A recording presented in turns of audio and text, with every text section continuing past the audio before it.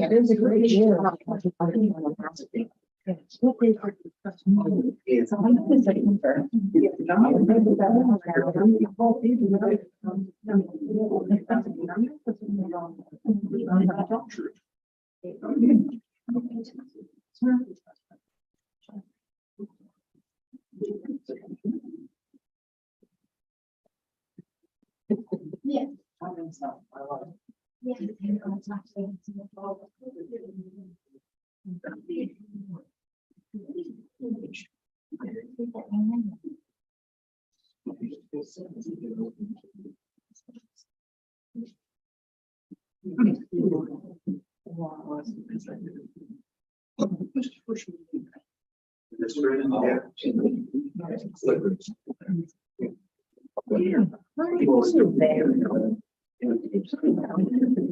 Good evening, town council, committee meetings, residents, and visitors. I want to officially call the May 8th, 2023 Harpsburg County Council meeting to order. All members of the council are present except Ms. Laurel Drake. Would you all please rise and for the pledge? Allegiance to the flag of the United States of America, to the republic stands one nation under God, indivisible, with liberty and justice.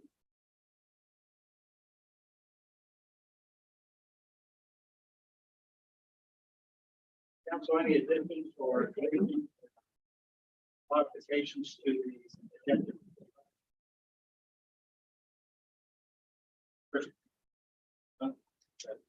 Motion to approve the agenda. Move to approve the agenda as submitted. Second on the motion, second from Christian. Any discussion on the motion to approve the agenda? All those in favor of the motion? Public comment? Chairman?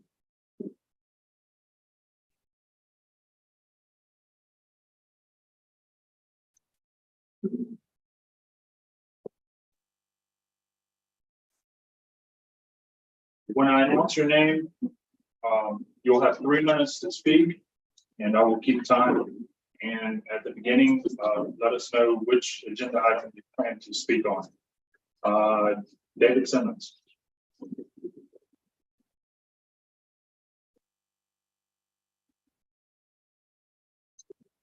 I'm speaking on agenda item 4D, which is the comprehensive plan, but it's about hoping, and I think this is the place for it to happen, is for a place where we can figure out how to disagree as a town. Like, how can we dispute your decisions, right? So I put an agenda item that rejected, as you probably know, we were ready. And had a long discussion with Greg about this yesterday, and I'm like, how can I disagree with the town in a way that lets us have a discussion, right? Like, we don't have workshops, right? We don't have anything that allows this exchange of ideas. My agenda, so I'll have you read it, 'cause I think this is a model for you to figure out. But like, my agenda item was about,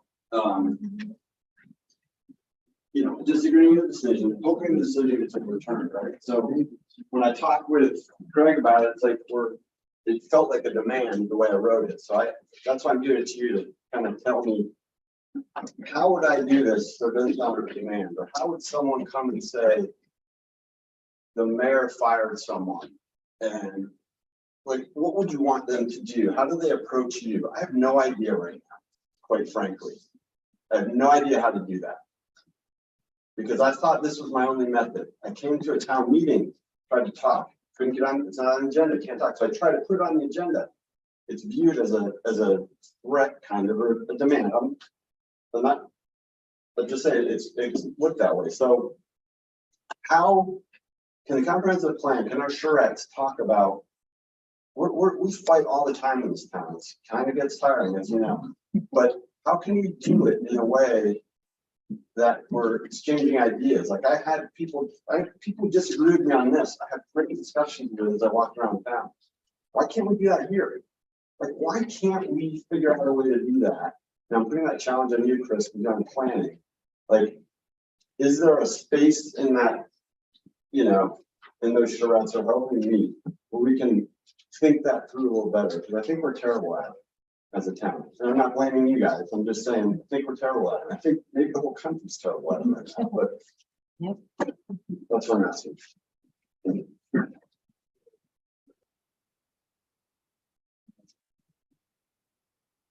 Mayor's announcements after 9.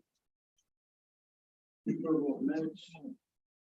You should have 2 before you. We have April 10. We have the first corrections additions to April 10. Storm had caught 2 errors on the 10th April 2023 meeting minutes. Items 4D3 and 4D4, which both should have said no action at this time, and I have made that change.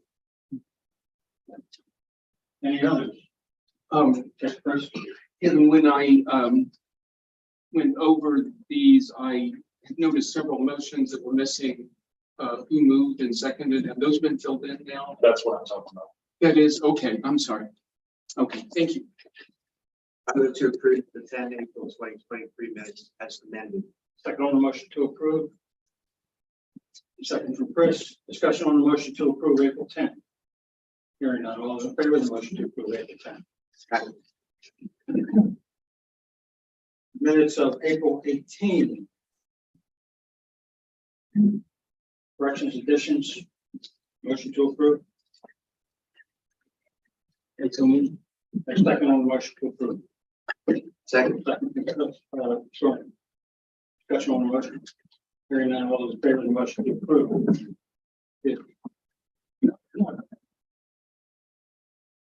Okay, Treasury report. Debbie, why don't you come on up here and. Okay, good evening, Mayor and Town Council. The financial reports that you have this evening are for the end of March 2023, which is 75% of fiscal 23. In the general fund, our budgeted numbers represent revision 3. When you approved revision 4 last month, our targeted operating income is now $1,119,372. So the income as of March 925,000 is 83% of the operating income for the year. This is the month that we start to receive quarterly tax payments, so it is longer, that's a little heavier than what the true number would be for the period. Our operating expenses are 72% budgeted. For waterworks, the revenue represents revision 4. The overall revenue received through March is 73.1%. The percentage includes the it's all cost one-time contributions to cover the cost of Elks Run replacement, and also the renewal and replacement funds that were used to repair the 340 main break. So all those numbers have now been moved over to actual. And our regular operating incomes is 678,000 or 75%, with water receipts specifically at 74%. So again, right on where we want that. For operating expenses, we've consumed 77% of the budget, the 43,000 showing as the negative. In the actual column, thus represents current loss as of March. We will address this more fully in the discussion later in the meeting for revision 5 and revision 24 on the agenda. Question?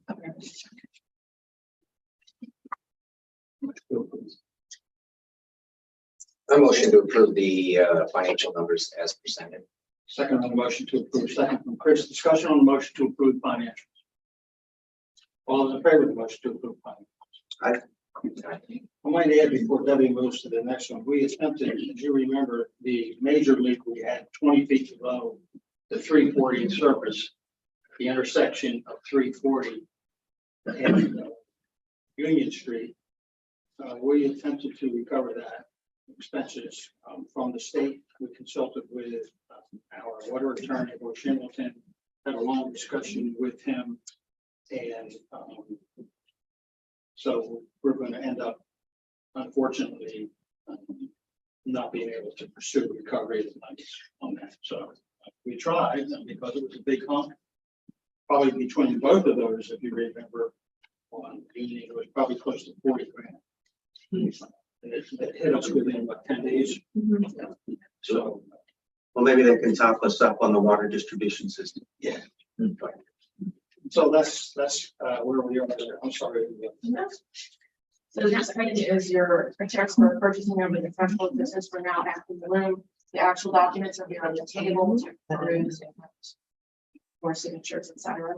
Any questions on those particular items? I move to approve the March 2020. Sorry, it's purchase professionals. Move to approve the invoice and purchases over purchase threshold. Second on the motion. Second person discussion on the motion to approve over threshold purchase. All those in favor of the motion to approve? Aye. Any other questions for Debbie before she retreats? Retreat. Town reports, chief. Steve, I think we have a pair here somewhere. We should. Yeah, there's one right here. Okay, come on over here. Sit over here. You want to stay in? Oh, okay. Month of April.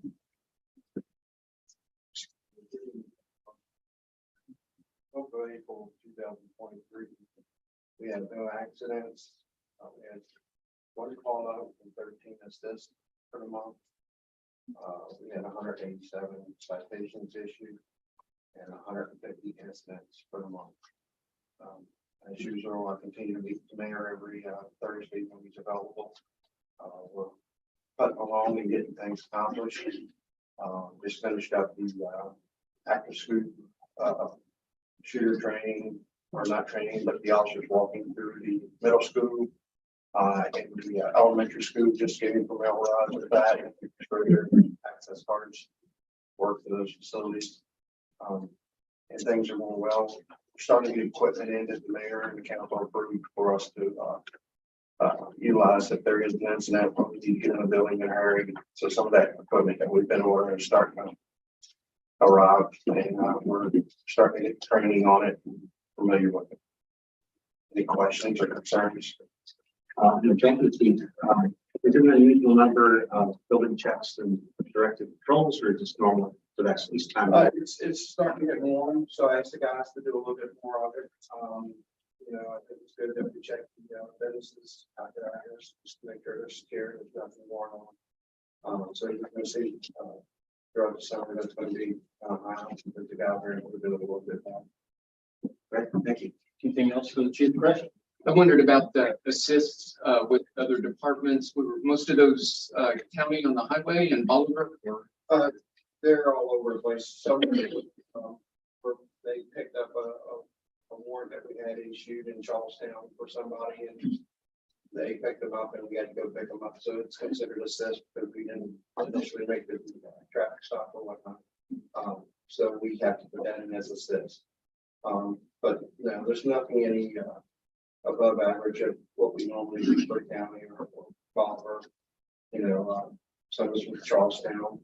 Like I said, we make a traffic stop and there's a warrant issue for that person, you know, we're assisting them with executing that warrant. So that's why those numbers are. Thank you. Anything else for the chief? Okay, thank you, chief. Thank you for everything you and your officers continue to do for everybody. Appreciate it. You have any ordinance? Have any of the specific questions you want me to face to Kevin? Pretty self-explanatory there. We will come back to one of the items that we have in here. In the report later on. Christian, I believe. Yeah, budget and finance, and I'm gonna make everybody feel pretty good. I messed up, and item one was covered last month. This was the Washington High Street curb replacement, and we did that vote last month. It just had a brain. What happened? So now the second item is discussion action regarding the fiscal year 2024 funding requests. We've been working on this for a long time. We take this very seriously. This time, as always, we get more requests than we have money. So we go through each and every one of them individually. These are requests from outside organizations for the town's funds through arts and humanities funding, as well as the money from this economic development. And we also have some commissions and committees as well requesting funds. So we've gone through everything. I think that we've been fair to all the organizations. We've developed a system of better than ever before, where we're going to notify them in a letter of what the funds, their funding is. They can talk to us about that. They can also, it's how to apply for that funding, and then how to account for it, and so that they eventually get paid from us. So, Yeah, and the other part of that is depending on how the finances of the town go, and Deb Kelly, our financial officer, has been key to this, that if they, if it ends up there's an excess, then organizations can come back. And if we did not grant their entire request, then see if we can go the rest of the way. so we have adjustments, but right now, what we have done is it's fiscally responsible numbers for right now for the funding that we have and that we perceive that we're going to have in the near future. But things could change in future big time, and so we can make those adjustments. Christine, could you, for the benefit of, I think there's several organizations in the room right now that have requested funding. Could you just, I don't want to go through each one of them. The Arts and Humanities Fund and the Economic Development, if you could go through the total request that we received, which is the bottom line there, and then what we approved in each one of those categories. It may be helpful to give everybody an idea how much we received and how much we're allocating. So overall, the ask was for 94,000. The actual was around 75,000. Arts and humanities, and then the other economic development. The ask was for 16,500, and we actual came up with 12,000.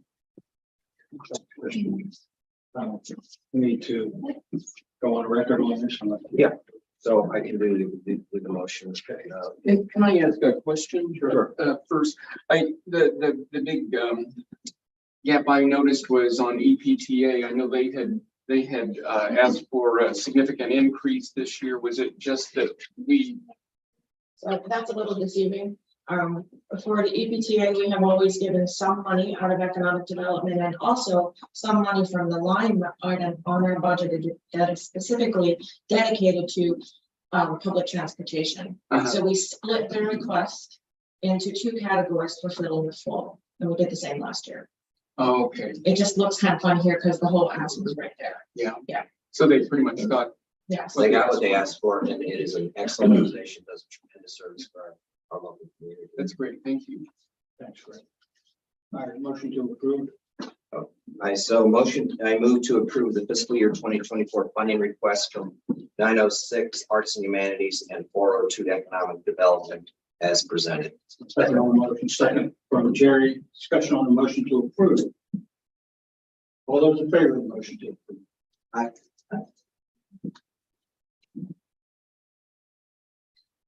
I know you're shocked. I usually have 10 to 15 items. This is one item. 31 minutes. Yeah,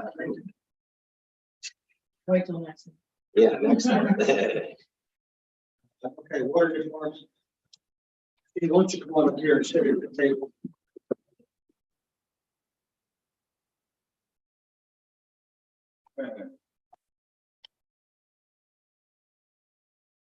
So in terms of what we made, I think last month, I probably have a little bit better idea of the leak at 108 Union Street and what kind of impact that had.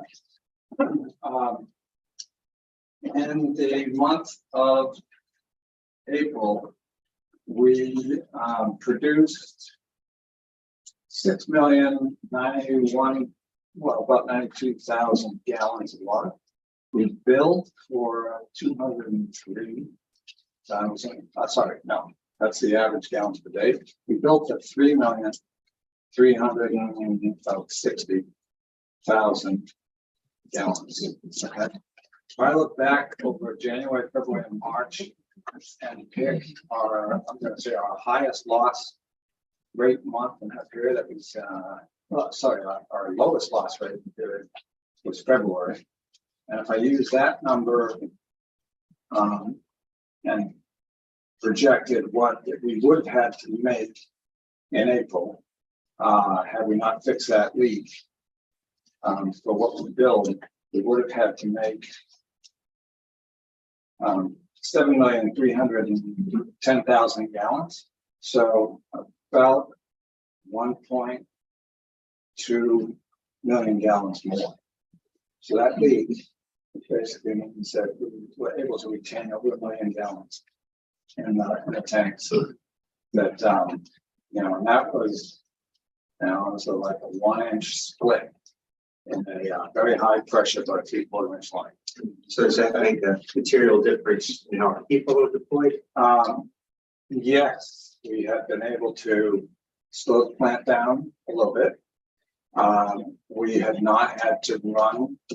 We've got the 2 class 2 operators. They've been running their full shifts, but our contract operator Tom Hall, we've been able to essentially send him home and not have him come in quite as much.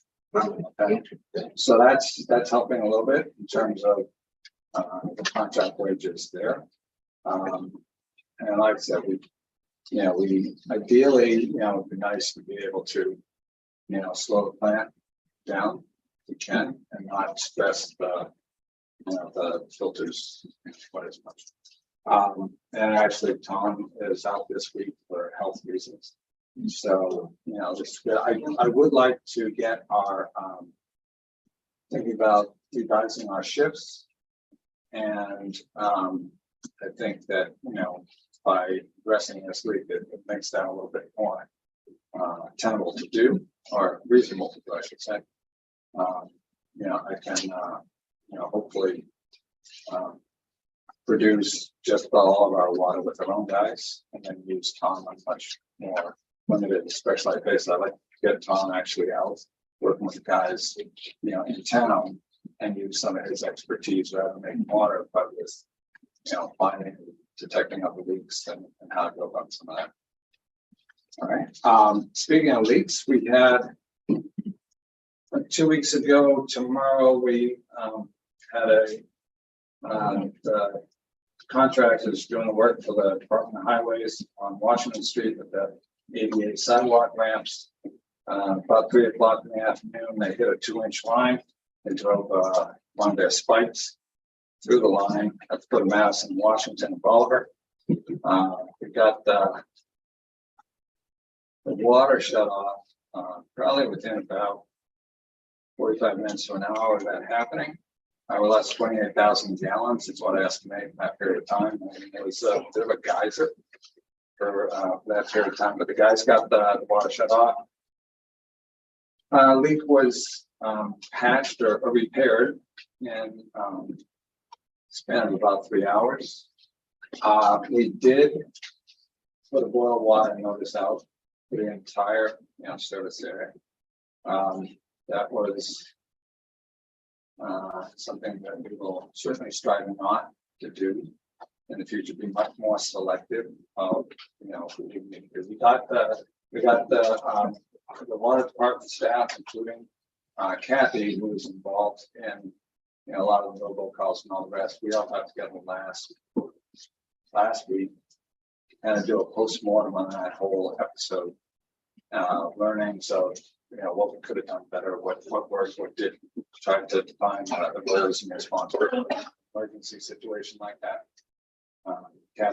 We've got some stuff we'd like to post on the website, just in terms of what does a boil water notice really mean. There's some, good links to CBC.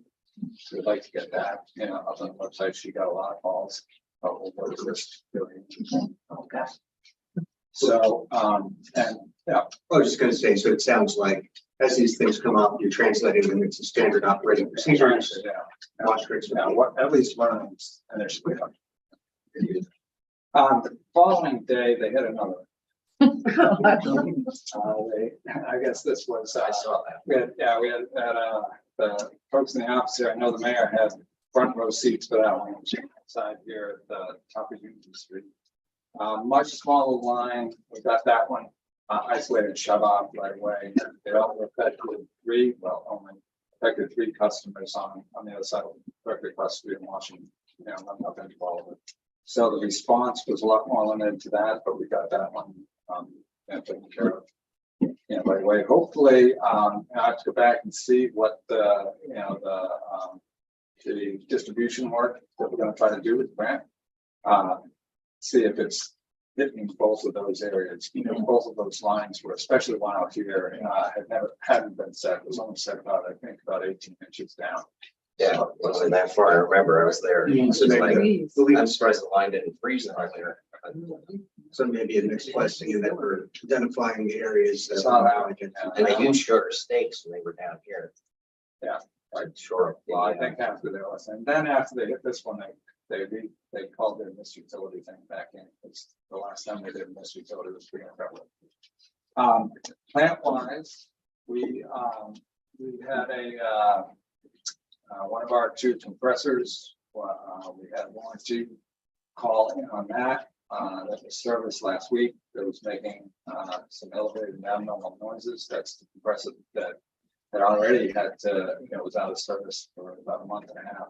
Probably waiting for parts to fix that one. This was a different problem with it, but actually what turned out to be a very minor problem, but it was still covered under the warranty, and we got the manufacturer to work on that. That's been resolved. Today, actually over the yesterday, we had one of the motors up on one of the flocculators up in said basin faulted and quit working. Eli from Alvarez, he was on site today with his electricians, and they did diagnose that was in fact a warranty issue with the motor. The motor is we will have a new motor drop shipped to us this week. So besides that, I think that's pretty much it. We did have Chris Danos, I think I told you this prior, but he had gone to class a distribution class offered by Boil Water, and he did pass his test on that. We're still waiting to hear the results for Ryan Slusher, who is our operator in training, and he sat for he went to class and sat for the class 1 operator class. I guess that was over a month ago, and the class was abnormally large, and they're still waiting to get the results and all that. But hopefully I'll be able to come back next month and tell you that we have at least a class 1 operator in addition to our class 2s and our other class 1. That's about it. Let me just tell you, Steve, we have those issues. The water plant pop up. These are issues that are coming up on the brand new equipment. It's not the old stuff that's down there. I will say that I've been down there a couple times when they popped up on the air compressor and then some of the leaks. And I can tell you that we are well represented by Steve because he takes out the manuals immediately before any of the warranty technicians get on site and basically has the problem troubleshot or troubleshoot. What is it? Troubleshot. Troubleshot. He has the problem resolved. So it's just it's a real pleasure to have somebody with Steve's analytical ability to be able not only to know how to open up those manuals, but actually understand them. I think I could do 50% of that. And how long is our warranty?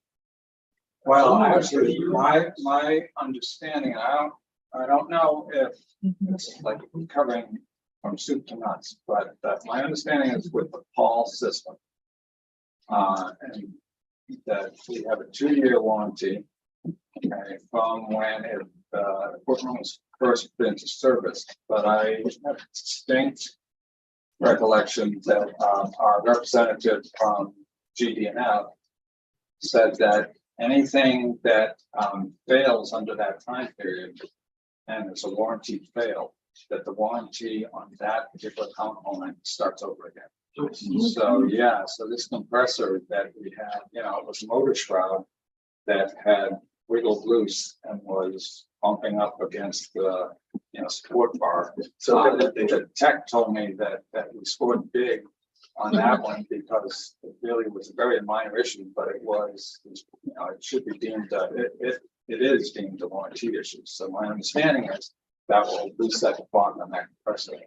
So if everything fails on day 700, we're set for the 2 inch. So So we have to take care of it. The big thing is, this is one of the, we have to give our maintenance. Yes. You mentioned that there was a boil water notice issued. I haven't received any word about it to go through the website or on our social media. And I think that was, we realized that we put out a robocall. We had immediately to the robocall, which came out garbled, right? Which one? So one of the things we are going to do on, at least on the robocall is, when Kathy puts a note, she's putting her number down on it, so she will get it herself and tell whether or not it was intelligible.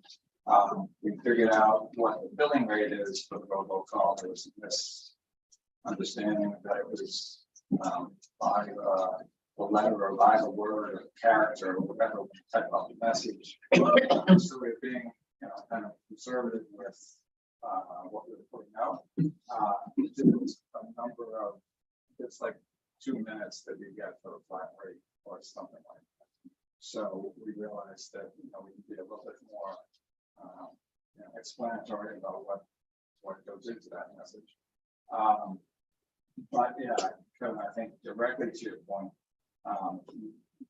we had a discussion that there are other means of communication that, the robocalls are still developed. You can ask people whether or not they would prefer a robocall or an email or text. That's one thing to do with that service. But yeah, just going out to Facebook page, going out to website, and how to communicate that, with you in a timely manner, so that we can get that up and be a little bit more explanatory about things there. And that's. I was actually impressed that at least where I was, we very quickly got the robocall. So. That was a 2-inch story. Okay. We were able to send robocall out very quickly and send it out to everybody. Had we spent more time sitting down and analyzing exactly who was truly, affected by walling off the lead, we would not have had to send it out as broadly. So it would not have been as, would not have negatively impacted many customers, but it would have taken us, more time to get that. The other thing we found was with the Druzy system that we used, the billing system that we used, to pull everybody's, numbers and all the rest. We need to do some work on cleaning up the addresses because the addresses are entered in slight variations. So ST or ST period or W Washington or WP Washington. And when you go and try to segment that to wall it out, that wreaks havoc with the, with what you get. And big concern is it going to miss people, and we don't know who we miss. So, we can try to do this, I think, when it first came on board, but how we do those messages. That was more out of convenience and to try to eliminate return mail. So, addresses. But this is, really an operational need that we have to clean out those addresses, standardize them according to, postal services standards, and that way know that, when we go and gather addresses,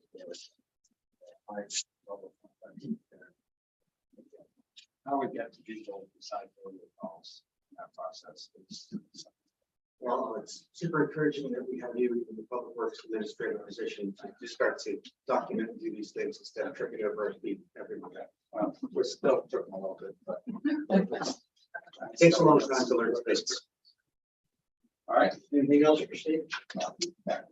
We had batted around for a while the idea of having some kind of an open house or a reception at the water plant. Is that still something that we? Still batting. Okay. We are painting, that's good. We're painting, we have painted the town hall actually has on some of his quieter periods of his shifts. He's been doing a lot of painting in the lab to spruce that up, but that's only available because we have cleaned some of the clutter. The guys have been in the house of workspace. But we're not ready to kind of show it off to fun times just yet, but we're Get the Little Mermaid mural up first. Thank you, Steve. Oh, Steve, thank you for finding the 2 street lights. Oh. And I have been asking us several years for these lights. They were down. Chief, I think we might have a divider for your cruisers in our shed. Okay.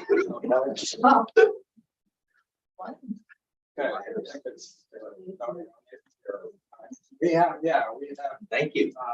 light shades. We've got some of the stuff that I think was police departments. I think we've got over the years. I'm sure it's not recent, but over the years. Is there maybe a spare water distribution system?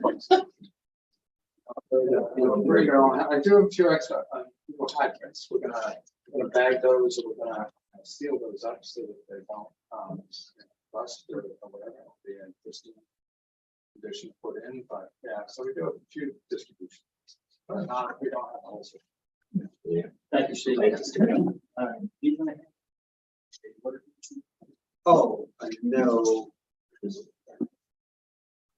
Oh, I have it. Yeah. Okay. Go ahead, Steve. Sorry, let's do item 4 here on the 2 water commission. Okay, so I did, Laurel sent me this and asked me to present this. Click and spare line.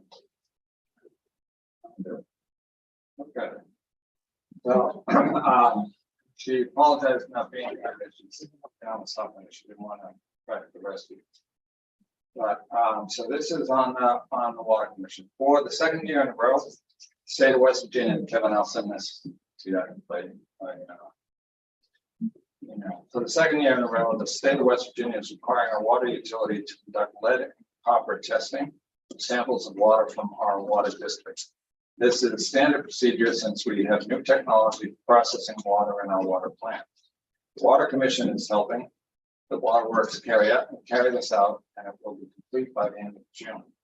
A change to the leak adjustment rate. This is a separate topic. Change to the leak adjustment rate, and the way a leak adjustment is calculated was adopted in our ordinances and will go into effect on June the 2nd, after final approval by the PSC. Details of this change have already been sent to water customers and billing and serving. And that's what I'm going for. The item that will come up at the end of the water section on the leak adjustment policy, I do have a little blurb that should be able to introduce that. So if you have that, you can report that, otherwise I can. No, please, you didn't say the report. Thanks.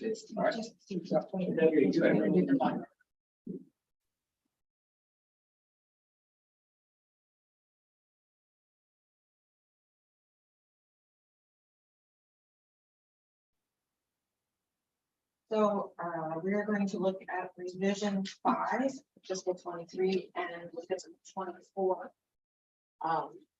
Budget, I'm going to talk about them in tandem. If you look at the second attachment that you have, it covers all the information. Both proposals have been reviewed with extensive detail and planning with our accounting and legal firms. They are not alarmed at our projections and are encouraged by our plans to turn around the projected outcomes that we have seen over here. The Water Commission and Budget and Finance Committee have also reviewed and made recommendations on each proposal as well.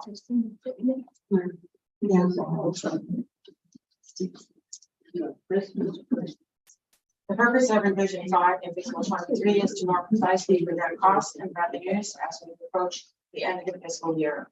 It is also providing focus for controlling costs in key areas of our operation as we close out this year transition to the newly upgraded water facility. And as we start to look forward into next year. In the income section, the reserve accounts now have more precise descriptors. Soft costs for Elks Run is the portion of the soft cost reimbursement from the USDA loan closing. The council approved to dedicate the $170,000 Elks Run project. This makes up the shortfall after dedicating the $124,000 contribution that we received in the form of ARPA funds. The SB 234 is a reserve fund that can be used if necessary to cover operation and maintenance expenses. And the Renew and Replace Fund is a fund that can be used to fund plant or distribution system upgrades in materials and contracted expenses. The SB 234 and the Renew and Replace Fund would be replenished if we consume them in manufacturing during the year with monthly contributions. So they are reserve funds that we currently have. We just said no, we're learning more about using them before moving forward here. A soft cost from plant project funds, that separate line, represents the amount that we may need to contribute to the fiscal budget from that soft cost reimbursement that we got to the budget so that it would balance, or in essence, that was your projected loss to fill in a hole and make it budget balance at zero. In summary, for this year, fiscal year, it's projected that we would contribute approximately $45,000 soft costs for Elks Run, $33,500 from Renew and Replace to cover the catastrophic main break on this 40, and approximately $64,000 from soft costs to cover operational losses. Okay, so in expenses for revision 5, with the assistance of our public works administrator, we have removed extraneous expenses that should not be needed to close out the year, netting an overall reduction in expenses of almost $23,000. So we just went through there and shaved out everything and the little projects that weren't going to get done, pulled it all out, reduce that by $23,000 on revision 4. Okay, so turning our attention now to fiscal 24. Our public works administrator is steadily implementing good purchasing practices, managing labor and maintenance programs to control operating costs. Beyond that, he and I have identified 2 areas of intentional focus for the year that should provide the most benefit to our current situation. Upgrading to a radio read meter system is the first. A team has been appointed to work towards contracting for a new system, and when the cost, payment plan, and the change in projected revenue change becomes known, once we would contract for that, we will then make a budget revision to project those changes to our budget. The second focus is leak repairs. We've heard a lot about leaks tonight, and you also heard information from Steve indicating the benefit of capturing even just very small leaks to helping us retain and reduce water loss. So full replacement and upgrade of the distribution system still remains unfunded. So, and the largest impact that this is having is our water loss, as we've been discussing. It's requiring up to 50% more operational costs than necessary to meet our demand. So using the repair on Union Street as a model, we project to improve water loss by up to 40% if we execute 10 repairs to mains at roughly $4,000 a piece. So we can use our renew and replacement fund for these repairs, which will alleviate the burden on operating income. To start, we have budgeted 3 of these 10 repairs in fiscal 24 to find out if our projections are accurate. And from there, we will expand that project accordingly and cut our costs back because we'll be saving money on operations, but then increase that renew and replace contribution to pay for those repairs. So it can flex with rent.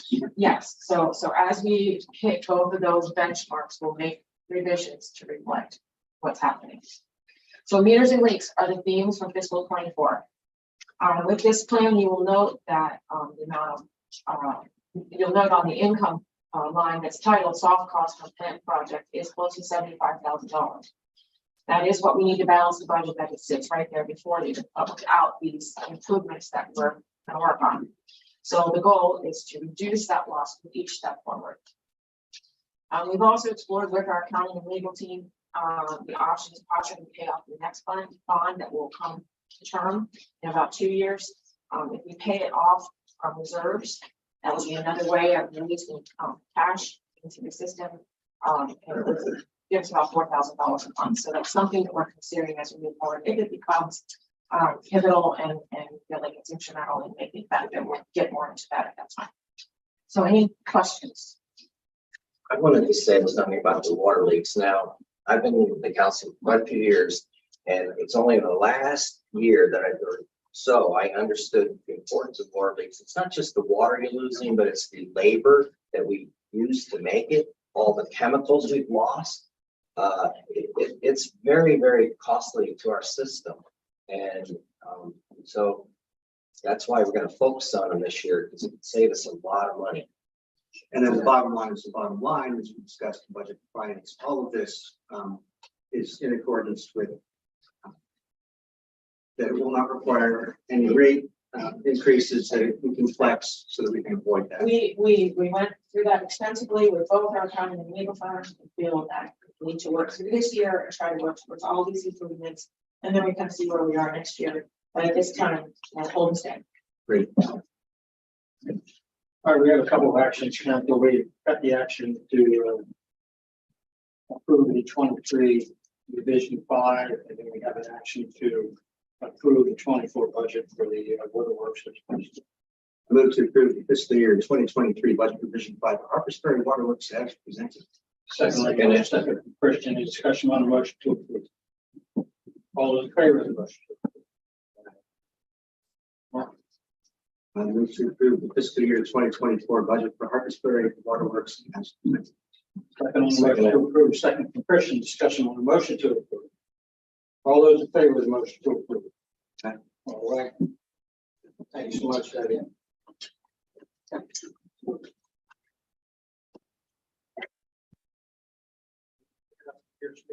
So, yes, the next item is the Radio meters. Radio meter. Gentlemen, Jeff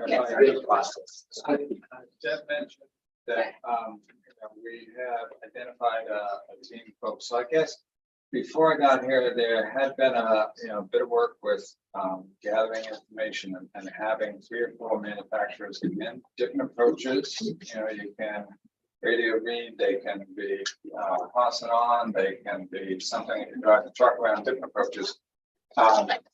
The plan is to go back to that same group, kind of resurrect that effort with something called budget finance. We've got a couple of folks from the Water Commission. So we've got Jeff, Storm myself. from Budget and Finance, Matt McCarty has volunteered, as well as Mike Rock, and then Steve and I. So the 5 of us will build criteria for evaluating the vendors, and then work through the interview sessions with the vendors, and then work on a process to and evaluate proposals that come back from them for assistance. Also looking to them in terms of what they can offer financing. Yeah, that'll be a part of the whole package. Finance. I was just gonna say there's a lot of labor because we're sending out a couple people all, I don't know how long, but I'll. It typically takes them anywhere from 5 to 7 work days by the time they read the meters, go back to do reads and all that. So, So it's still very like people saw labor in the long run. well, and the other thing is that, you know, as meters age, actually, we are required to test and confirm the accuracy of the meters that we have in the system, and that has kind of gone a little bit by the wayside. So rather than get into the labor of doing that, if we can anticipate replacing them, that alleviates at least the need to calibrate them initially.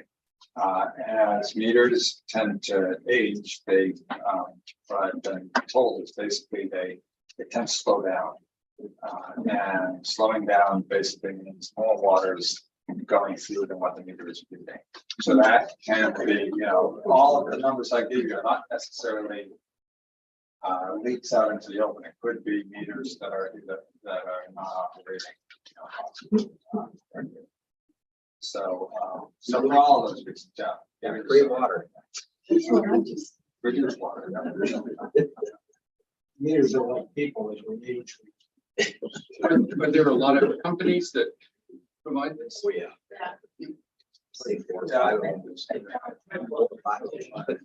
And some of them are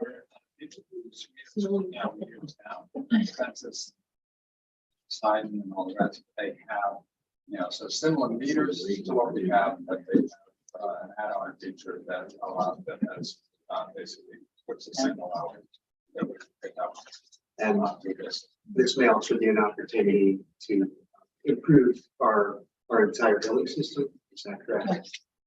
Yes, it will have, that is something that we can look at. They all offer to interface with our current system, but they all also offer alternates that were integrated already when built with their own. So it's something we will look into.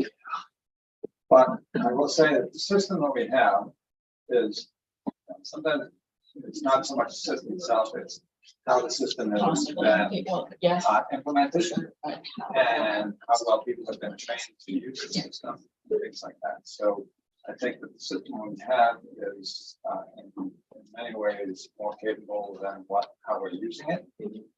That's some of which has to do with implementation of training. So maybe the new meters be a catalyst to getting the most out of our existing system, like the church is trying to. Right, yeah, we shouldn't, they have systems, I'm sure they'd love to sell us. But it's also, sometimes you want to take a good hard look at the system you have in place and make sure that you're not jumping from, Training problems. training problems. All right, Steve, you want to cover the late adjustment policy that Laurel and the water commission put together? Thank you. So what Laurel asked me is just in terms of introducing this, is that this is a more customer-friendly explanation of the leak adjustment rate, who is eligible, how it is calculated, and all this can be found in the leak adjustment policy. It's under consideration tonight as a motion to accept it as our policy and post it online on our town website on the water tab. So we've gone through an ordinance that established the tariff, all of which, is public information, but the PSC within the water rule also, I don't think it's just allows for us, it says that, we should also have this water policy. As Laurel describes, it's a little bit more, it's not quite as, technical and legalese or whatever as the tariff might be, but basically is informative and instructive to the customers in terms of what will be considered, how we'll go through gathering the information, and considering whether or not they qualify for for an adjustment. It is a fair paraphrase to say the new policy is one where if you have a month where it just spikes for a reason and it's unknown, you won't get, you probably will not be hit with the same hammer of the billing with this new policy. If you, yes, I mean, well, the policy, like I said, it's really the tariff that drives, all this. It's not so much the policy, but it's, the policy will explain that we do have this, the leak adjustment rate is, the leak adjustments are available to the customer to request. It's not something that we just apply ourselves and say, oh, you got a spike in your rate, here's the money back. Customers have to come, complete a request form that has to be submitted. They have to have repaired the leak. I believe all this is described in that policy. They have to have repaired the leak. They have to provide some kind of documentation, either an affidavit of what work they did, or bills, receipts for bills they paid for materials or services. To basically, we go out and make sure that when they tell us all the water is shut off in the house, we look at the meter, we make sure the meter's not spinning, which basically says the leak is fixed. And then, it describes, they're responsible for 200% of their average. This is what's in the tariff, 200% of, their average. Anything above 200%, it's 86 cents a gallon. That they still are responsible for. But it goes hand in hand with the new tariff. So we had to rewrite the policy because some of those terms, some of those parameters change from the new tariff. Right. There's also we do the billing for the VSD on the sewer side, and so this doesn't necessarily get into the VFD's policies and tariffs, but we apply those in this process. That information goes to, we run the numbers, we send that to the VSD for their approval. They can approve or reject the adjustment on the sewer side, and then we'll apply any of the credits to customers still on either or both of the ones. I move to approve the leak adjustment policy and post it on the water tab of the town website. Second to approve, we have a second from Jerry. Discussion on the motion to approve. All those in favor of the motion to approve? Thank you. Thank you so much. Thank you. Parks and Rec, Steve. Right. Just to clarify, when he was about what the rate is, I think isn't it 86 cents per 1,000? Yes. Not per gallon. Yeah. That's, Okay, thanks.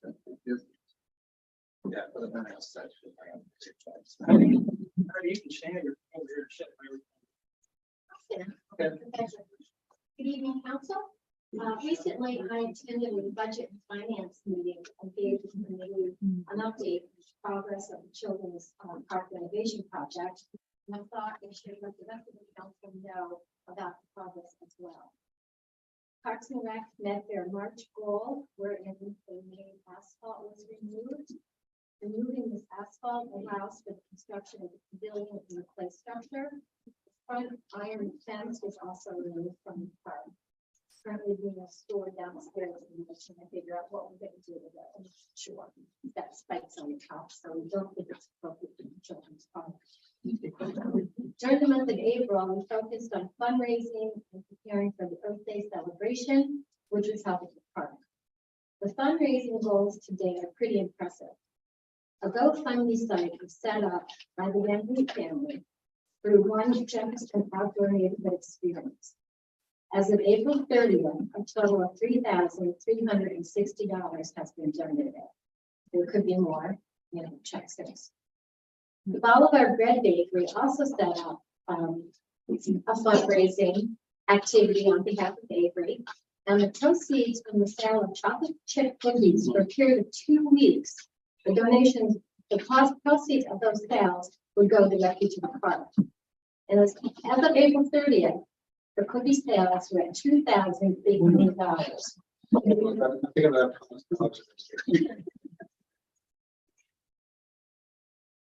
Parks and Rec submitted a grant application to the Jefferson County Youth Board, and we did receive an award of $588. And recently, a donation to the park project that did not go through the GoFundMe, but came directly into the office from a resident. $500 was received. So we're really pushing hard to help raise some funds to get this park done. Prior to April 20th, several dedicated volunteers spent over 4 days pouring concrete footers, which were installed to support the pavilion. We'd like to thank Larry Waters for the use of his equipment to drill the holes for the footers, or we would still be there today. We'd also like to thank the Anglers Inn for the use of the water and electricity they provided while we were doing footers. The Earth Day celebration took place on Saturday, April 20th. Approximately 49 volunteers showed up to the park. The chain link fence was cleared of all growth, and a windscreen was installed on the fence. Shrubbery on the opposite side of the park was weeded and cleaned. The swings were scrubbed and cleaned. Dirt was spread in the area where the asphalt was removed. 2 butterfly bushes were planted in the park. And then during this, we began assembling the pavilion. We almost got there. But due to the rain that came in at 2 o'clock as predicted, we had to stop before completion. We were starting to deal with the metal roof, and we had to put a hold on that. So right now we have a few of the panels already constructed. There's 2 more for us to build before we can complete the structure. We're hoping to have that done by the end of May. Parks and Rec would also like to thank Jennifer Van Vliet for working with the younger children during that activity. They created bird feeders, which were hung throughout the park. She also served hot dogs, chips, and water for all the volunteers. Parks and Rec has met with Mike Slipper. He's the president of Metro Recreation. Mark provided us with ideas for the play structure and followed up with a design and a quote. We are, however, going to talk to at least 2 other companies for the design. And I have a copy of something similar to what we're talking about that I can pass on. We just want to be focusing on, we don't want the kids to outgrow this too soon. We don't want it too small. Other short-term plans for this park, including painting and reinstalling the spring riders, refurbishing the spinning wheel, and adjusting the brick sidewalk entrance, making it ADA compliant. Parks and Rec is also excited to announce the Music on the Ridge event, which will take place Saturday, June 3rd from 5 to 8 p.m. We are working with the National Park Service, who is allowing the event to take place on the lawn at Stewart College on Fillmore Street. As we are on National Park Service property, this year's event will be free to the public. Donations can be accepted.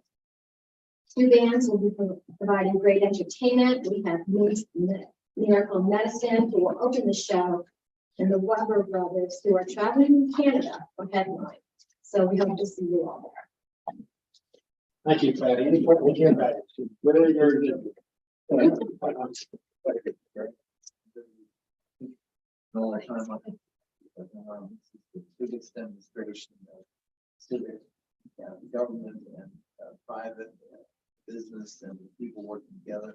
Is obviously something that was really supported, and I really like seeing the fact that there was muscle put behind it and a lot of time and effort showing the support. It wasn't just getting grants from the town, and it's really the enthusiasm shows. It's really the ideal type of civic private governmental cooperation.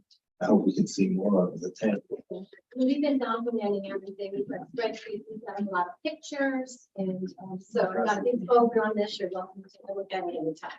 So thank you. Thank you. I like to pile on with Gary about that, especially everything you're doing that's enriching the entire community, especially the kids. And I did want to bring up one thing about Music on the Ridge. We talked about it in budget finance a little bit, but in 2019, it had the appearance of a political event, and it's coming 2 weeks before. So I know that you will be mindful of that to not have it. So we're having it at the Metro Park Service lawn, so there will be no campaigning, no campaign fund. And historically, it's always been the second week of So, yes, we'll keep that in mind, but there should be no signs nearby. Thank you. Thank you, Patty. Thank you. Thank you, Jerry, for those, well said remarks. Appreciate that. Next item is, discussion and action on appointment to the Parks and Rec Commission. We have a nominee to be appointed. The nominee is not of the age of majority, so I cannot mention the name unless I get the parents' permission to mention the name. Yes, ma'am. Okay. So we have Avery, who has been nominated, consulted town attorney, because she is not of the age of majority in West Virginia. She can be appointed to this if it's our choosing. She would serve as an ex officio member. She would not vote, and her attendance would not count as a quorum. Okay, and then her parents must be with her the entire time. In other words, they can't drop her off for a Parks and Rec meeting and then come back and pick her up an hour later. So with all of that said, and if I would have the parents kind of nod in agreement to all, but more importantly, could she give a thumbs up?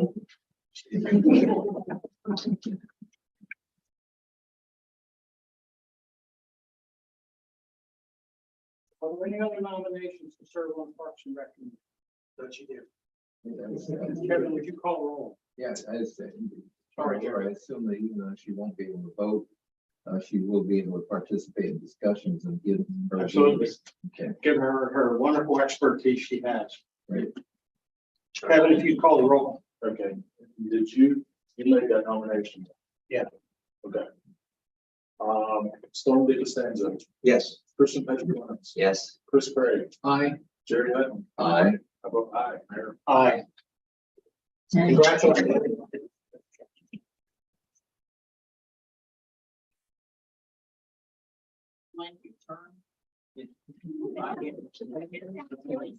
Forever.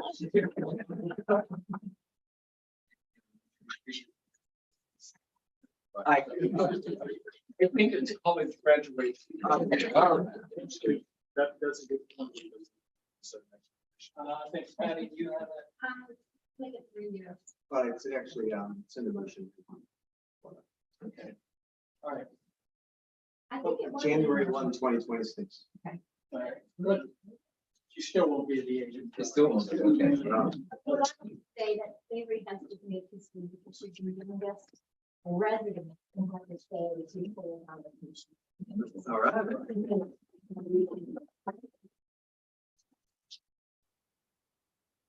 All right, you can take Avery home if you want to do homework. She's doing her civics right now. Thanks. Historic landmarks.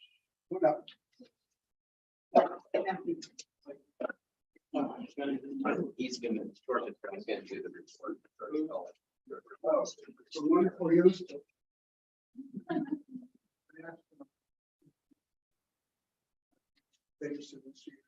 So very briefly, good evening, Mayor and Council. We spent the greater majority of the time in the Historic Landmarks Commission last meeting discussing and passing changes to Appendix A. That is now completed, and it's in the hands of Tommy that's left here, and very shortly he should have it in the hands of the UCA and the county. And I believe planning commission for Well, town council days were the last, not in that one. right? The meeting from the email. Oh, okay. Just FYI, the Spirit of Jefferson is featuring an article this Wednesday on the Save the Beaver House. And Mr. Hammer has featured not alone, but very importantly in that effort to keep that matter moving forward. Also, FYI here, the Historic Landmarks Commission, the West Virginia SHPO will hold a virtual workshop. The historic preservation and grants and tax credits This is significant because I know personally I had no idea about this before I dumped serious six-figure money into restoration of my house. I wish I'd known, but I sure hope that we can get that information out to people in this town who are doing that kind of good work. And that is it concerning so far. We're looking forward to the next meeting. We have Chris Craig, who's going to present something on the permit review process workflow. Did you want to say something about that this time, Chris? Actually, that's in my planning. Very good. report. Thank you very much, Chris. Thank you. We have Christian Petronis, who has shown an interest and has an agenda item that we Jim concerning repurposing historic churches. And we're going to have discussion about a certain overhead LED street lamp that found its way up on one of our streets. And so that is it. Questions? Thank you, George. Thank you.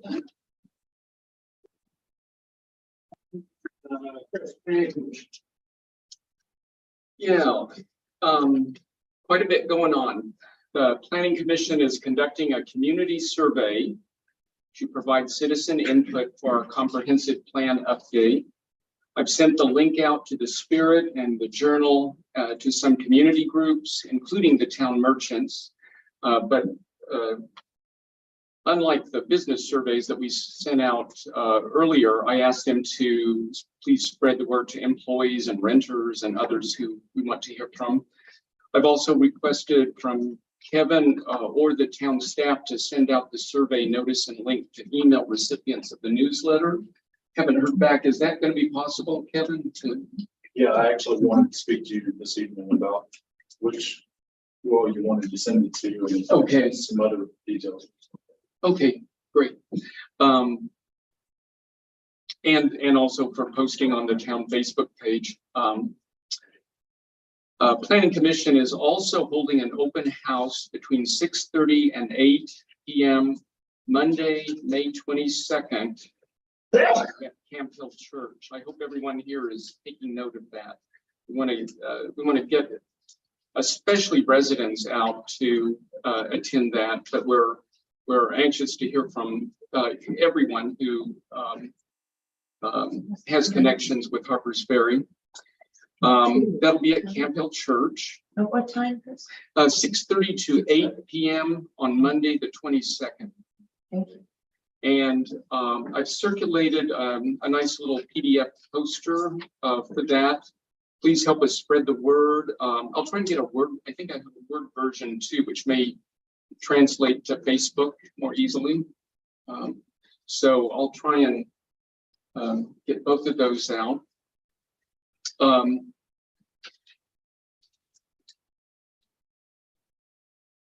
It'll be, by the way, that will be a busy week of public meetings with the stormwater meeting on the 18th. And I've heard something about a meeting prior to those meetings on the 340 closure. Is that, anyone know if heard something about the 13th, but we'll make an announcement about that, just something to keep your eyes open for. The Planning Commission will have a special meeting this Thursday at 7 p.m. here in Town Hall to prepare for the open house and tend to our surveys. Also at that meeting, we will be considering a waiver to a floodplain permit for work on the Armory Canal Trail. That is a request, an application from DOH. And it was our feeling that a waiver is appropriate to this request, since either a permit or waiver is required before some of the work approval of trail stream crossings can proceed on to the Army Corps of Engineers. There will be a couple of other issues on the agenda, including one related to the sidewalk project underway. And it's my expectation that barring any urgent surprises, we will cancel our regular meeting scheduled for the 16th of this month. And on other matters, as George mentioned, I'll be attending Historic Landmarks meeting next week to talk with them about the permitting flow charts that we adopted last month and the list of permitting improvement to-dos that the ad hoc committee recommended. This will be the first of my visits to get movement on those improvements by various bodies, also including planning, BZA, and the town staff. So, a lot going on. Any questions for Chris? Chris, I had one regarding the comprehensive plan survey we're doing with this monkey survey. How do we, or do you have a mechanism to reduce the risk of multiple surveys? You've spread this out awful far. Is there, like I used to do market research for General Motors, and I made surveys and I implement surveys. You have to watch who they go to. So, I mean, back in Facebook, that's where I did mine. I hope everybody else has done theirs. We're doing soon. But Well, we're depending on our consultants from WU. However, I think they are using a basic Survey Monkey. So, we are we're rolling out our survey as well. And one of the features that you can turn on without having a consultant or where Survey Monkey is to limit the number of responses that from an incoming specific IP address. But you can have a phone, right? You can use a phone, you can use a computer, you can use an iPad, you can use. It can always be games, you can even spoof by these, if you have a mind to. But there's an opportunity for residents to put in their names and addresses. So if you want to make sure you're recognized as a resident, you can do. We actually took out the names and addresses. You cannot put in your name and address. Yeah, that was at the advice of our Yeah. consultant. But Oh, I thought I put mine in. Yeah, sometimes. It does ask Yeah, I for did it. too. I didn't think- Yeah. Optional. You did? Okay. But it was there. Yeah, it was there. yeah, I'll maybe that will be one of the things we can discuss with Christie on Thursday about that. I will mention though that it's one piece of input that we are using, going to a lot of sources, and hopefully we're going to have a good showing at our open house. Invite your family, friends, and even if they don't live here in Harpers Ferry, if they have if they work here, if they shop here, if they park here for the train, we'd like to get, a pretty broad show of input from different folks. So, Well, for sure, if I have people reporting themselves as full-time residents, there's something questionable about the date. This is, you can access it through the Facebook page or. well, yeah, hopefully on the town Facebook page, it will be up soon, but also, again, Kevin and I will brainstorm later about how we can get this hopefully out to the newsletter list. And I've also talked with Patty about putting both the flyer for the open house and the survey in the town newsletter. Anything else for Chris? Thank you, Chris. Appreciate it. Kevin, orders review, item 4H.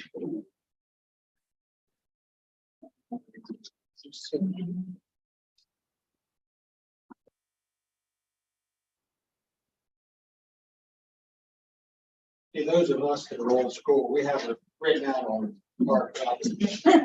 Yeah.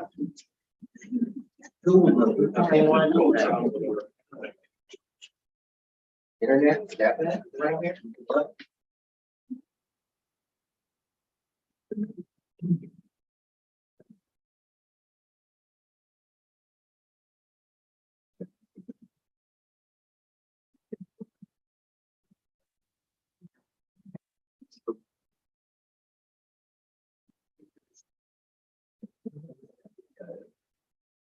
Okay, we have one ordinance for consideration this evening. This is ordinance number 2023-05, ordinance increasing remuneration for the mayor, recorder, and regular town council members for performing the duties related to their offices and setting effective dates for said increases. And this is second. Motion to approve. Move to approve the second and final reading for approval of ordinance 2023-05. Remuneration for elected officials, increasing remuneration for the mayor, the quarter, and regular town council members performing the duties related to the offices and setting effective dates for said business. I just want to have a second on that motion. We have a second from Christian. We'll vote. Any discussion on Just to note, this will apply to whomever is in the next council. Let's note this. this? Any other discussion? Kevin, would you call roll? Certainly. Storm Costanzo, Yes. Christian Petroconis. Aye. Chris Craig, Aye. Jerry Hutton. Aye. I vote aye, Mayor. For appearance issues, I abstain from voting.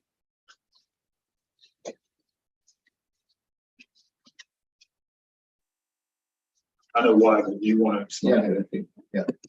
You're the only person that does. I am the only person running, so for appearance factors, I would be voting on my salary increase, and that's would be inappropriate.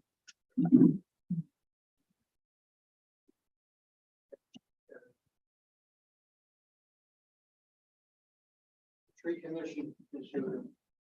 I was hoping Tyler would do it, but he's going to see it in the article. I met with the Antietam arborist and got a list of things that we need to do for the following fiscal year. I don't have a cost yet. We finally met up on Friday. We had 2 trees that are likely to have to come down. The tulip, the big tulip on Washington Street that's between the Women's Club and Mikhail House.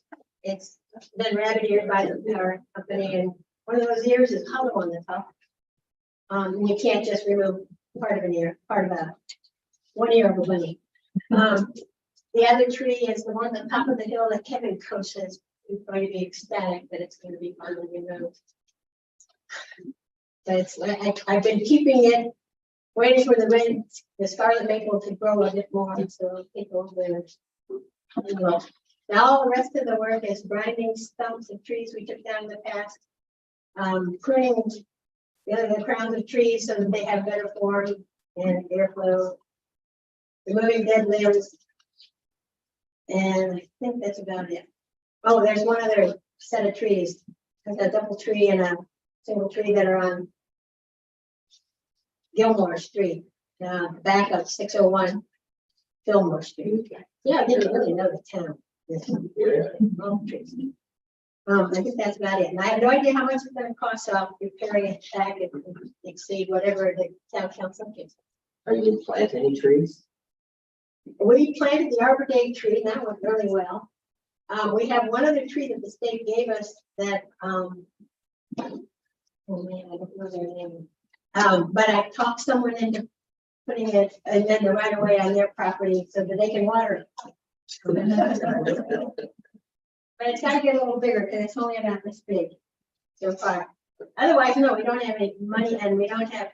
If we can find people that are willing to have them in their yard, in their right of way, in the front of their house, side of their house, and be willing to water it every 3 or 4 days until leaves drop off, then we will work to get more trees. But the 2 of the trees that, well, actually not 2 of the trees, one of the trees that we bought 2 years ago, it got verticillium wilt because it got planted in a spot that must have had verticillium wilt.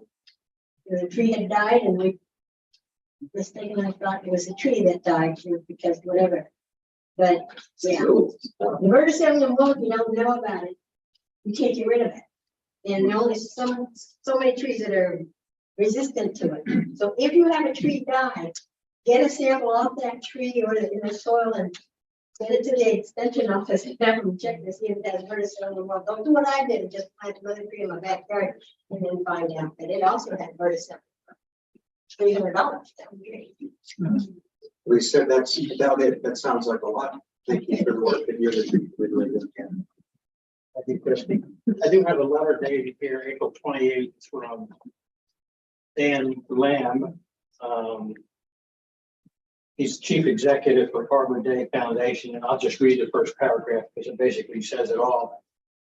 It says, "Dear Mayor, on behalf of the Arbor Day Foundation, I'm thrilled to congratulate Harpers Ferry on earning recognition as a 2022 Tree City USA. Residents of Harpers Ferry should be proud to live in a community that makes the planting and care of trees a priority. Thank you, Christie, and the rest of the tree commission. Please. Parking, Christian or Jay, do you have? Either of you? I'm ready to go. Parking committee, recently we implemented a parking permit program for short-term rentals and bed and breakfasts in Camp Hill areas or the zone, the residential zone. And from what I've heard, it is done extremely well. The businesses are very happy with the result, and that they're confident that their guests have parking and they're not going to get tickets.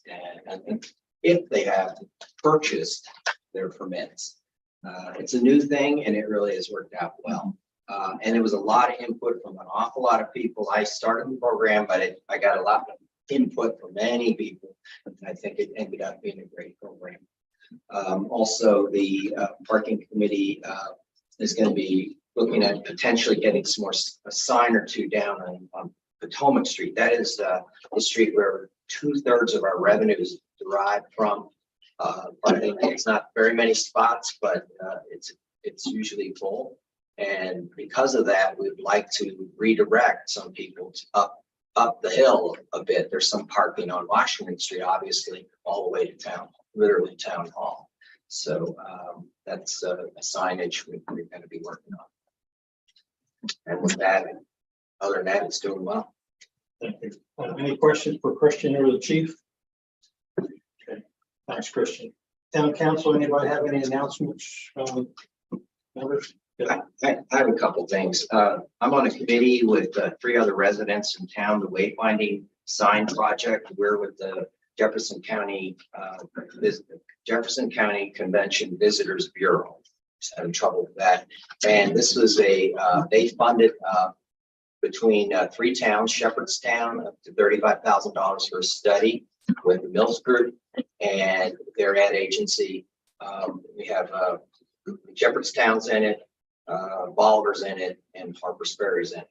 So we've been figuring out not only what signs need to be put into our community to help our visitors as pedestrians as well as for vehicles, but also we want to make sure they're in the right locations. And so this committee has completed its work. At least the Harper Sperry group has completed, but Bolivar, from what I understand, has not completed their part of the project. So we have to have all 3 of us done before they'll, I believe, proceed. Also, everybody's probably seen the ADA ramps coming through town. I've been intimately involved in that with Zach Morris and Storm DiConzanzo. And they started in Bolivar. And by the way, and then they came to our town.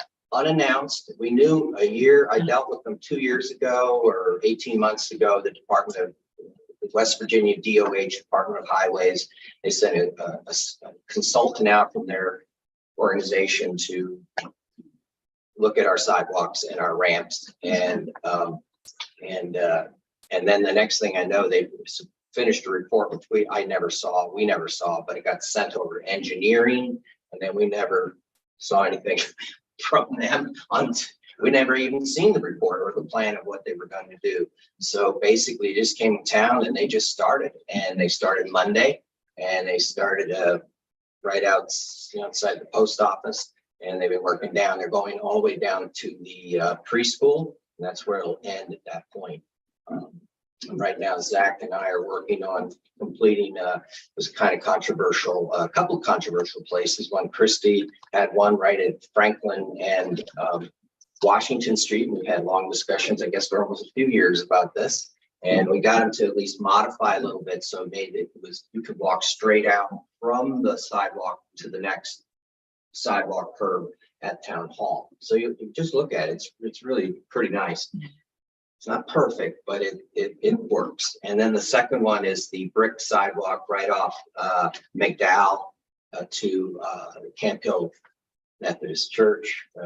And that ramp, because we have to keep in mind that this was a federal program, federal money came from ADA program, is a federal program, The road is a state road and the easements are state easements. They're not the towns. We are supposed to do the sidewalks. They took money and decided that sidewalk, brick sidewalk, was so bad, it would not be compliant at all as ADA, even if they put the ramp in. So they made a decision to do the whole thing. We got them to modify it. It took 7 attempts. We're up to option 7, and we're going to put a little bit of the old brick back in the middle. It'll be more symbolic, but at least the ramp will be, the whole sidewalk will be ADA compliant. And this should be done by Thursday. And these guys have done 4,000 ramps already in the state of West Virginia, and they have 1,400 more to go. These crews come around. They come from all over the country. These are professional cement people, and they know how to do ramps. And we were one of the first towns to ask them to change their ramp a little bit. And that's why it became extremely difficult. They made some local decisions that they were cool with, but then when they talked to their supervisors said, can't do that. And then their people, DOH, actually came up with the idea on the fly on Friday afternoon. Yeah, it was a Friday afternoon, and came up with an idea of using some of our old brick that we had and incorporating that in the sidewalk in a flat section. And because it's flat, it's not ADA. Only the slope ramps are ADA. So we were able to use their rules a bit and to be able to get in this bit of past history of Harpers Ferry. Yeah. And if you want to know the history of sidewalks, talk to this guy. He must have wrote an email this long. I mean, pictures and everything. I learned so much about the sidewalks in this town. Amazing. Let me talk about the lights. Oh, man, don't get them. Christian. And thanks, Zach and Storm and Christian for, I know that this has been a trying issue. I know that there were differences of opinion, but it's wonderful when we can get 3 like minds agree. May not get everything that you want, but that's what compromising is all about. And tomorrow we're going to be out there at 8 o'clock and we're going to be laying brick. So if anybody wants to help, we can use your help. And hopefully, as we roll forward with the necessary dilapidation of the Washington Street corridor, we'll have more opportunities, especially working with the state, to be able to plan ahead of time and not have these crews coming from around the country that we can't pull things up and be able to be more deliberate about the efforts. Yeah, our sidewalks are in very bad shape. They just are. Thanks. Reports, any other organizational reports? Yeah, I have several things. That April 22nd and 23rd weekend, when Patty and her crew were out in the children's park, and Christy and crew were out planting trees. We had another big event in town. The Trail in Town Alliance held a flip-flop kickoff in partnership with Appalachian Trail Conservancy and the town of Brunswick. I can say it was a great success with well over 100 people who were interested in or committed to long distance hiking attending. They came as far away from as Hawaii and Germany. We had business community support from River and Trail Outfitters, Rations Coffee, Camp Hill Church, and Bolivar Bread. We had an estimated 18 volunteers help with everything from serving on the steering committee to maintaining the website and social media, to putting up signs and banners, to staffing our pancake send-off breakfast. And I want to mention especially Laurel Drake, who was the head organizer on that. It was a great success. Maybe the best ever pancake breakfast was for the flip-flop events that we've since we've had them. ATC's workshops were very well attended. Brunswick served a nice picnic dinner as part of their launch as a new Appalachian Trail community. We want to give a big thank you to both the towns of Harpers Ferry and Bolivar for their support on that.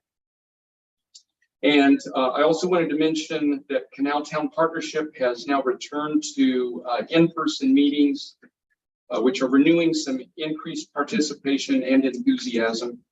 This Wednesday, we'll be meeting in Poolsville, Maryland at our regular 10 to noon time. It's always the second Wednesday of the month. And town council members and business folks from any of the towns are always welcome. Sharma Quarles is the representative from Bolivar. She and I will likely be called on to organize a meeting in Harpers Ferry or Bolivar in the fall. And our town continues to benefit from our cooperation with our partners and the support of Maryland tourism. One of the recent projects for Canal Towns has been a pretty major advertising blitz in Adventure Cycling Magazine, which I've been a subscriber on since the Middle Ages.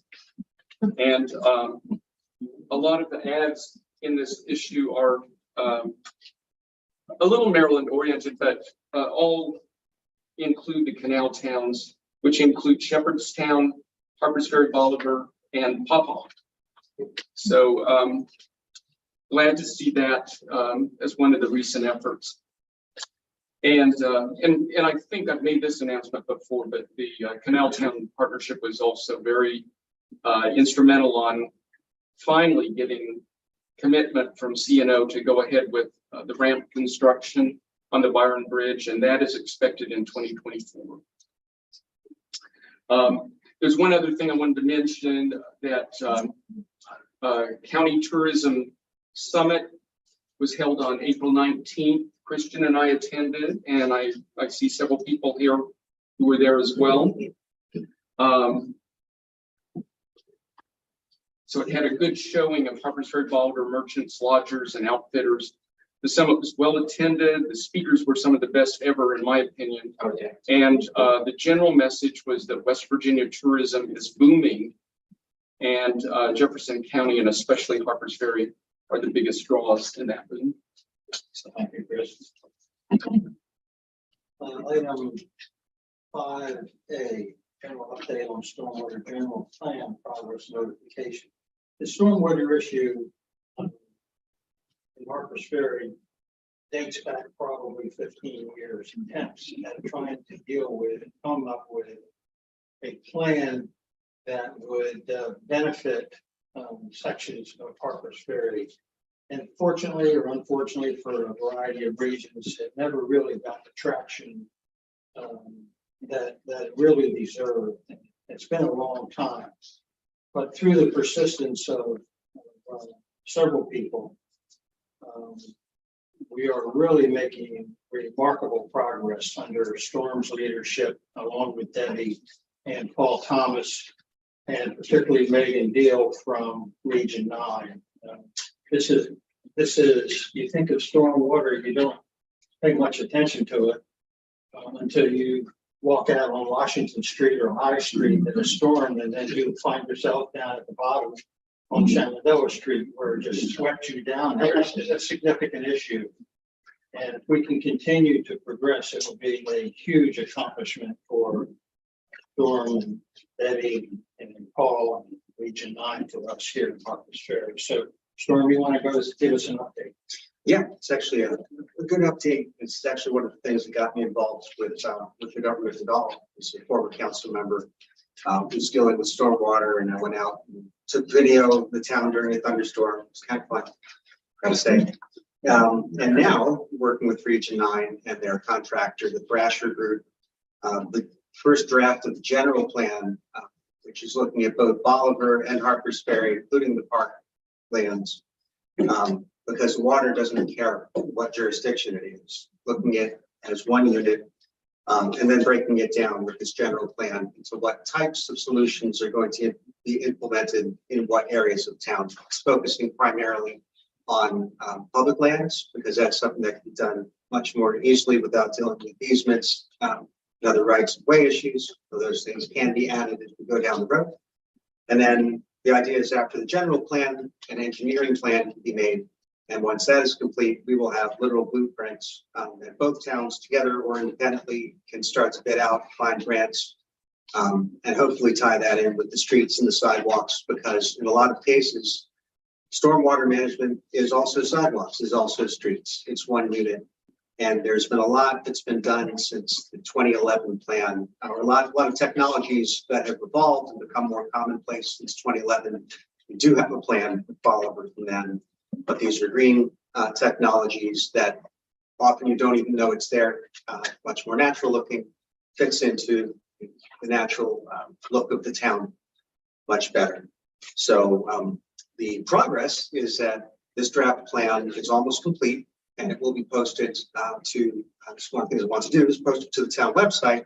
And then there's going to be an open house where members of the community, both Bolivar, Harpers Ferry, anybody who has an interest will be able to come, and there will be tables set up where you can come and look at the different solutions and have input on them. And for what Harpers Ferry, the key thing, not by no means the only one, is the Washington Street corridor.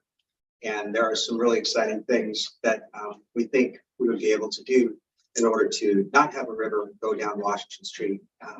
Other areas as well that are not on the Washington Street corridor, but that affects just about everybody.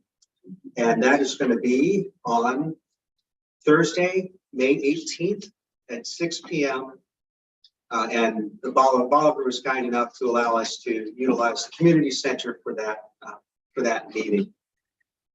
So I would like to move to notify the public about the upcoming stormwater general plan open house hosted by Region 9 on the town website and other regular town communication channels. Second.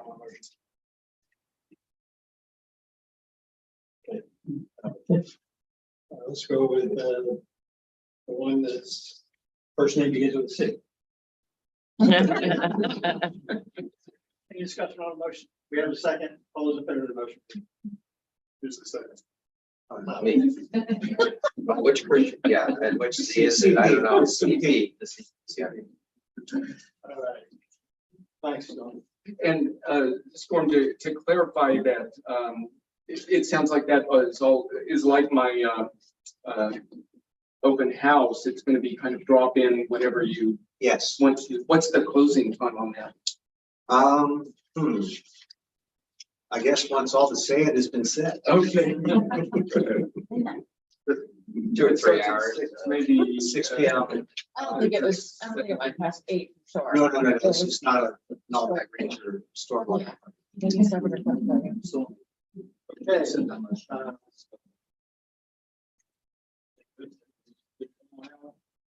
For the 6A, discussion action regarding waiver application fee for the Bolivar Ferry Historic Town Foundation. I'd like to recuse as I'm a member of the board of that organization. Recuse means you move.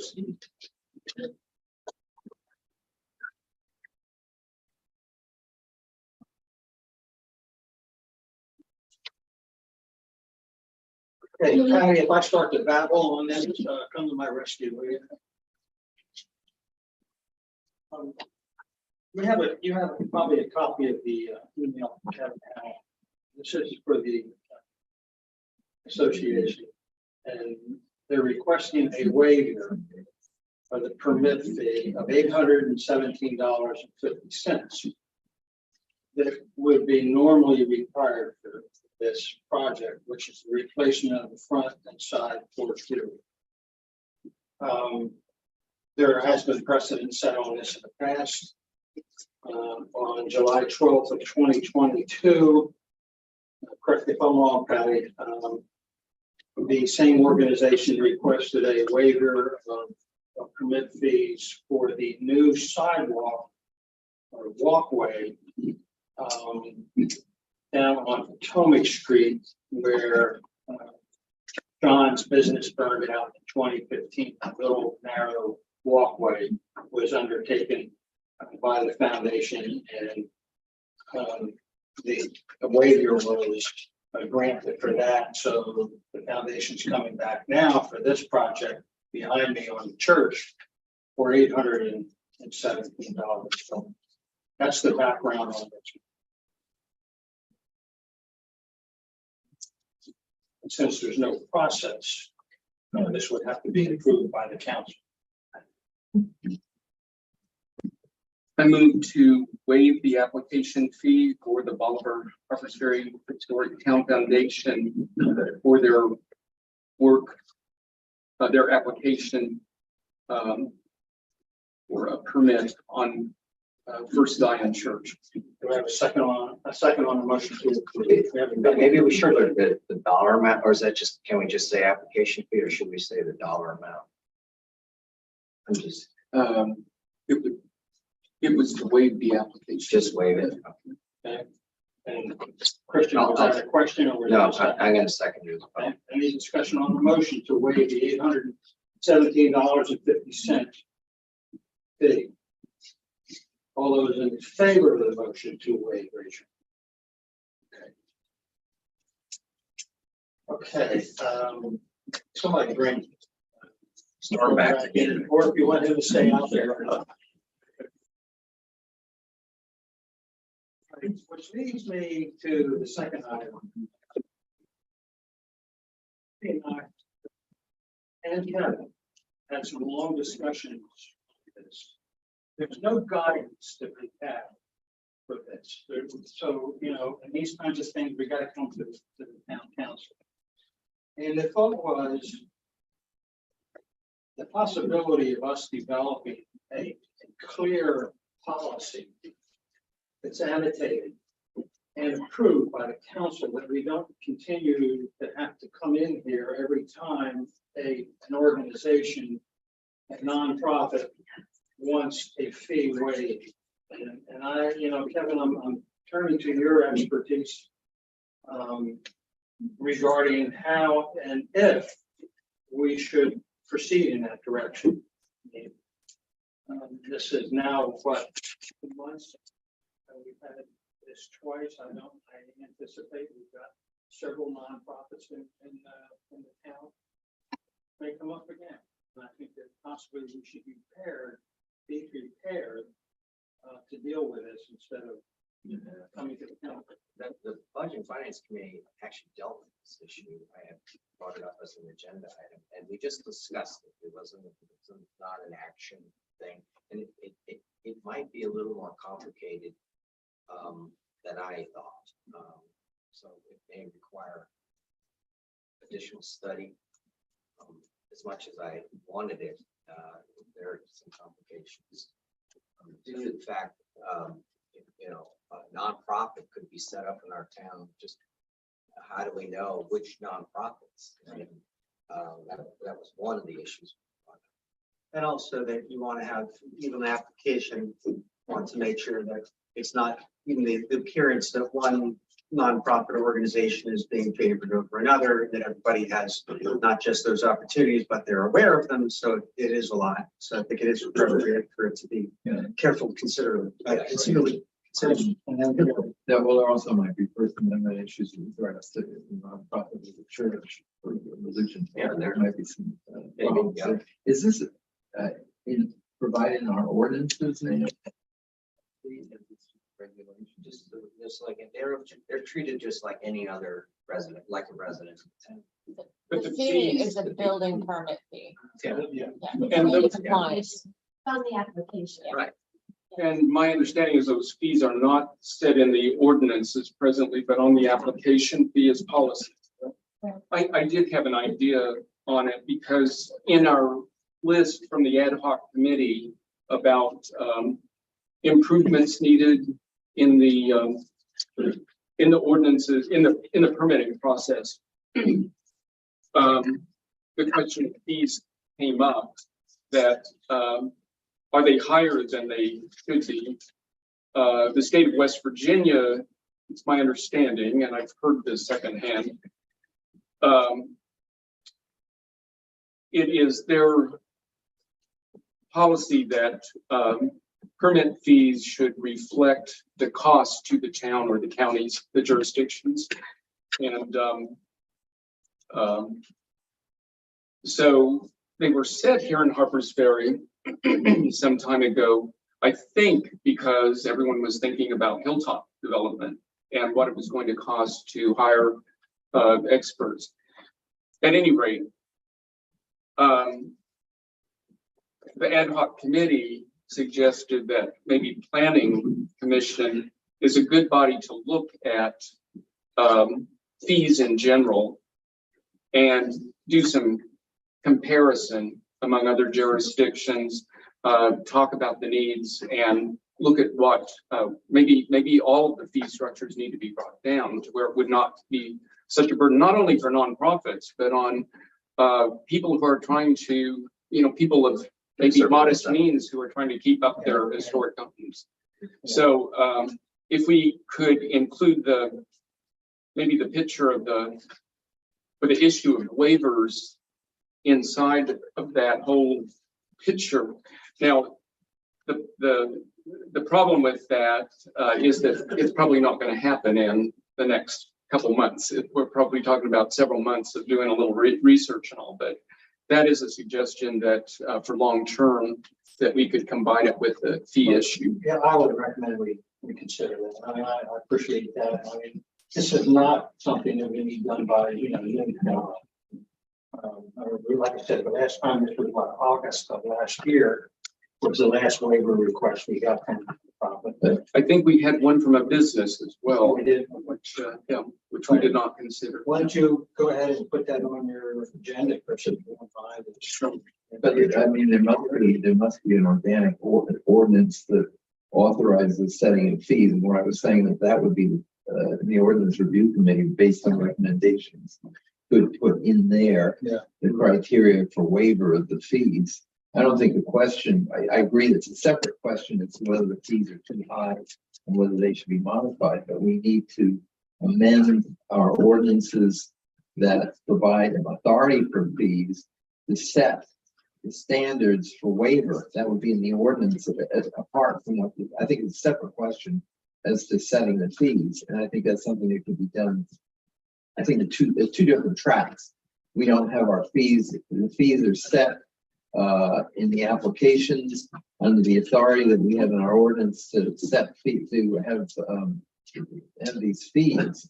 But the criteria for waiving of the fees should be in the ordinance rather than apart from the whole structure of the fees.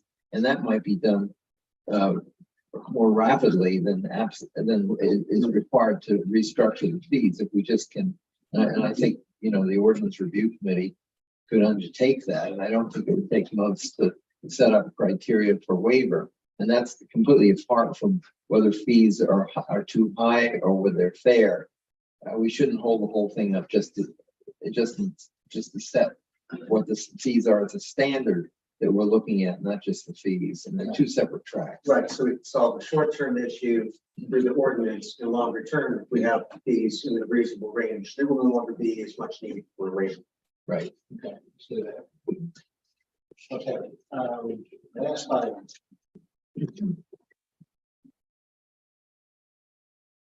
Well, I assume you're authorizing the ordinance. Sorry, I didn't give you the indication there. The last item is that we've had I know Patty's got a couple calls, and I don't know how many, from people wanting to set up a business on a sidewalk or in front of a business in a commercial, downtown on High Street, the patio and this, that, the other. And we really don't have any governing guidelines. The only thing we have is Article 725 under licenses, where it says act as a hawker or peddler offering for sale manufactured products or commodities not raised by himself or made by himself personally. The town license fee for which shall be $10. So they're talking about hawkers and peddlers having to pay $10. But that's the closest I could come to walking down. I mean, we've all probably seen at one time or another somebody down there playing a banjo and they got their banjo case open and dollar bills in there. Or we got somebody selling trinkets on a patio or something. And I'm not sure what we want to do with that. And when I went and Patty and I talked, and I thought that this would be a good meeting just to bring it up, because we're starting in this season, and I'm sure that we will probably see some business owner in Lower Town who owns a business but is given the mighty permission to sell necklaces, out on their porch or something like that. So I just felt that you should be aware of this. We've had it in the past. We've had a recent inquiry, Patty, from a vendor wanting to set something up like this. And we just really don't have the guidelines or the guidance on that. So I just throw that out for discussion. So this isn't addressing busking where it's somebody not affiliated with the business, just showing up and doing their thing? Is it that also, or is it more someone who has a commercially zoned property who is allowing someone else to do business who may not be going through the town's tax I think system? it's more of the latter. Is that right? Patty? Yes. Yeah, it's more of the latter than the former. The former we can handle. I know the chief has, where they camped out, they being vendors on public sidewalk where they had to move them along and, you have a license and blah, blah, blah. But it's more of the latter, that somebody has a legitimate license, but they're giving their next door neighbor an opportunity to come over and sell jelly donuts and coffee in the morning. Or Well, I think more than just having an ordinance, there needs to be discussion about, what are the benefits and pitfalls of that type of commerce? Yeah, I think that's gonna require a lot more research. Yeah. Before you do an ordinance, just see what other towns. Yeah, Charlestown right now is dealing with the question of the vendors selling food from, food trucks. And in the past, we have past councils have opposed that because in downtown, because of traffic and the problems involved with obstruction of traffic and getting around it, and also competition with our businessmen in that area that would not be affiliated with Food Wagon. I think there's a separate, last month, I believe it was last meeting, we were informed of the fact that there is going to be a monthly market set up. And I think that they were thinking that they wanted to have authority to have, and I don't know whether that's authorized. We gave them the authority. We gave them the authority to do that. Yeah. So I met with Mr. Love, and I think it was about a year or so ago, we created a special event ordinance. And that's where we were also prohibiting food trucks coming into town. It was creating a lot of questions for our restaurants and where could they park. So we kind of jumped that up. So when I talked to Mr. Love about the market, which we do want to promote, he was a little bit unsure as to whether or not they would be long-term vendors, or this week I might have somebody selling jewelry. This week I might have somebody who's going to play banjo. So we talked about special event permit process. And I said, if you go that route with a special event, and you could have these people come in $10, and they fall into where they don't have to get the business license, but they can only do it 4 times. And then you have to get the business license. So he felt that some of the vendors would probably be okay with getting a business license, mainly food market people. But the other types of businesses would kind of fall into the special event. So we thought, well, we kind of do a hybrid for this market so that we could, see how it goes and get going. So we wanted to go there. Those vendors who aren't sure about it, they can try it. If it works well, then it's going to be worth their time to get the full license. Right, and when you get a license in Harper's Ferry, you have to submit your West Virginia Business Registration Certificate. That's the heartburn for these small pop-up people, because they don't want to register because they have to pay their taxes. And they have to pay taxes to us. So going after them to get the B&O taxes is a challenge at times. So I've had several calls, one being a pop-up, I want to sell jewelry. I guess we could say, well, do you have written permission from that person that owns that business? We have another opportunity for a vendor to do coffee sales on the patio of St. Peter's Church, and they would tables and chairs.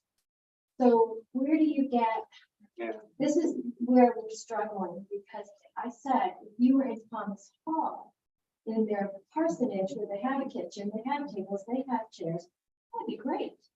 But I get it, you're gonna get more sales if you're on that patio, and yes, it would be beautiful to sit down and have a cup of coffee, especially in the fall. But does that take away from the people coming to Harper's Ferry to see the historic St. Peter's Church? I don't know. I can't make these decisions. I don't really want to make these decisions, but I have no guidance.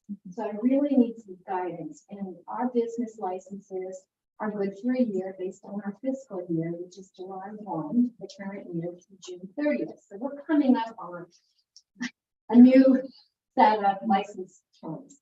So I'm just trying to get some guidance from you. What do I do? What is complex in the case of the church? It's, well, should they have latitude in how they're going to see revenue or et cetera? You think about places like Venice and these classic places and these beautiful squares where they have sidewalk cafes. Is it that, or is it something that is cheesy and?